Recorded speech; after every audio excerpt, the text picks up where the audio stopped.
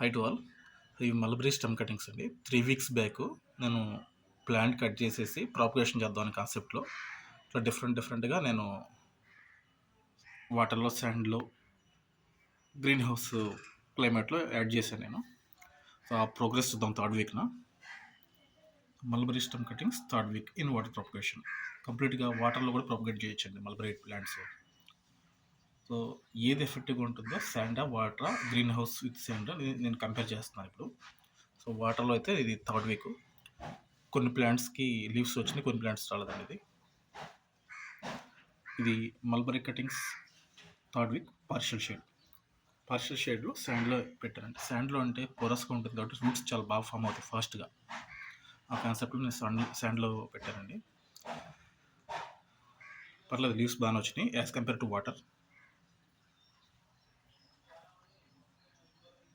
ఇది నేను 3 ఇంచెస్ నుంచి 6 ఇంచెస్ వరకు నేను సెలెక్ట్ చేస్తున్నాను స్టెమ్స్.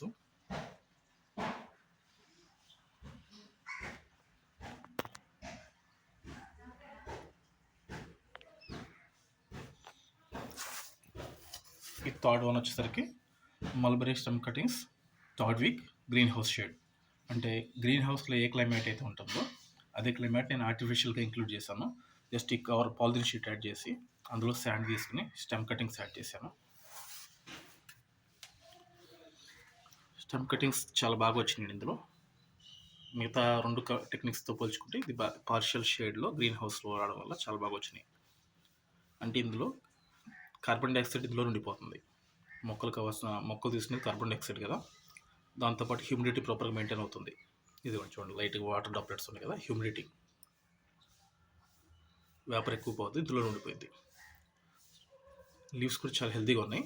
చిన్న చిన్న మొక్కలు వచ్చినాయి చూడండి, మల్బరీ మొక్కలు వచ్చినాయి.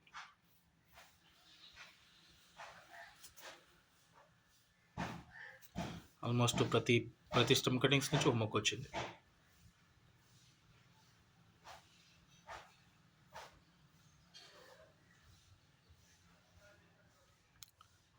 అందుకేనండి మొక్కలు, కూరగాయలు కానీ కొన్ని రకాల ఫ్రూట్స్ ఎక్కువగా పాలీహౌస్లో పెంచుతారు. పాలీహౌస్లో బెనిఫిట్స్ ఇదే.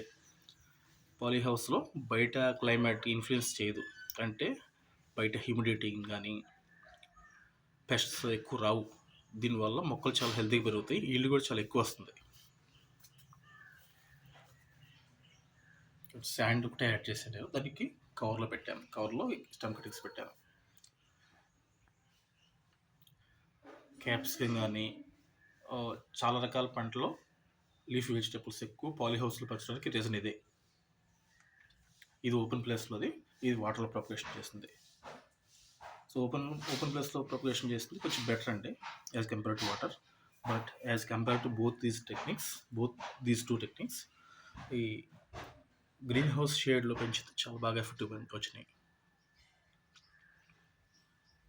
లీఫ్ సైజ్ కూడా చాలా ఫాస్ట్ పెరిగింది. లీఫ్ కూడా ఇందులో పర్లేదు, దీనికన్నా అంటే ఓపెన్ ప్లేస్లో పెట్టిన దానికన్నా గ్రీన్ హౌస్ షేడ్లో పెట్టిన దానికి లీవ్స్ ఎక్కువ వచ్చినాయి, మొగ్గలు కూడా వచ్చేసినాయి.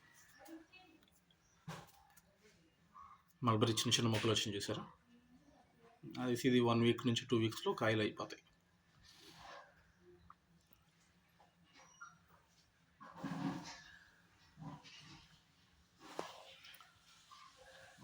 మల్బరీ స్టెమ్ కటింగ్స్తో ప్రాపగేషన్ చేయడం చాలా ఈజీ అండి. ఇది 1 మంత్లో మొక్కలు అయిపోతాయి. మనం స్టెమ్ కట్ చేసిన 1 మంత్కే వేర్లు వచ్చేస్తాయి. దీనికి నెక్స్ట్ వీక్లోపు వేర్లు వచ్చేస్తాయండి, ఇంకా రాలేదు ఇప్పటివరకు అయితే. బయట మార్కెట్లో అంటే నర్సరీలో ఒక్కొక్క ప్లాంట్ వచ్చేసరికి మినిమం 100 రూపాయలు పడుతుందండి. 100 రూపాయలు, 150 రూపాయలు, 200 రూపాయలు మొక్క సైజుని బట్టి మారుతూ ఉంటుంది. మినిమం అయితే 100 రూపాయలు తక్కువ లేదు మొక్క. వాళ్ళు ₹1 వాల్యూ చేస్తారు స్టెమ్ కటింగ్. మిగతా సాయిల్ కానీ మిగతా నర్సరీ మెటీరియల్ కానీ కోకోపీట్ అంతా కలిపి ఇంకో మ్యాక్సిమం ₹3 చేస్తుంది. అంటే మొక్క కాస్ట్ వచ్చేసరికి మ్యాక్సిమం ₹5 పెడుతుంది. ట్రాన్స్పోర్ట్ ₹5 వేసుకున్నా ₹10 పెడుతుంది మ్యాక్సిమం. వాడు అమ్మేదంతకి ₹100, హోల్సేల్గా ₹70 అమ్ముతాడు. ₹10 మొక్కను ₹70 అమ్ముతున్నాడండి నర్సరీలో. చూడండి ఎంత లాభం.